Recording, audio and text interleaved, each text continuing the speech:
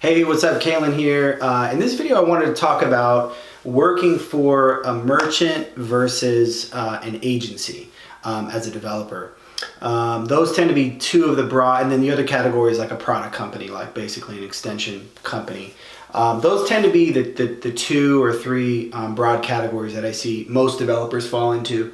And it's interesting. Some of the differences. I was just thinking about this because there's a developer that looked really interesting that only wants to work in house with a merchant, not interested in any of the agencies. So I was like, darn, because I have some cool agencies that are hiring. But so I think broad strokes, the difference is working for an agency. Things are probably a little bit faster paced. You're going from one project to the next. So you don't probably have the luxury to take a specific, problem. Like let's say you want to optimize conversion rates and just tweak things and try things and test things. You're not going to really have that luxury unless you're working on that specific type of engagement for a client. Otherwise, you're building it to the spec, you're out the door and you're on to the next project. You're generally working with a team. And so, you're working with a really sharp team of other developers. The upside, a lot of people like working agency side because you're constantly working with new tech. You're constantly doing new projects, new builds. You don't have a lot of that technical debt.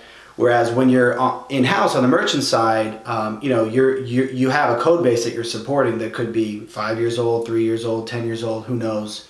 But some of the benefits to working merchant side are that, and I think in general, devs that tend to work out better on the merchant side are maybe a little more well-rounded, and they like to kind of have some ownership of the business challenges as a whole. Like instead of like, hey, tell me what to build and I'll build it, it's like, hey, what's the business challenge? We want to sell more. Okay, how do we do that? How does that translate into what I'm going to build?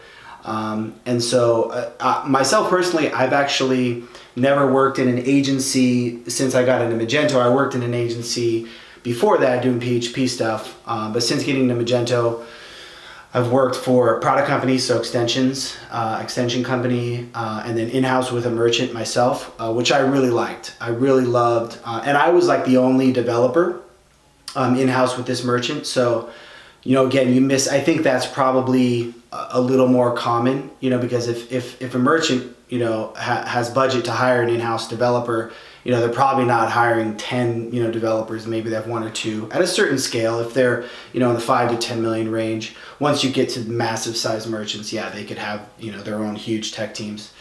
But yeah, I really, really enjoyed it. I liked having ownership over kind of the whole process. Like it was just a really cool team too. So if you had a crappy team, then you're not going to like it very much. So yeah, I think those are kind of the main differences between the two. Some developers know like, hey, I only want to work for agencies, or I only want to work in-house for merchants. Others are a little more flexible.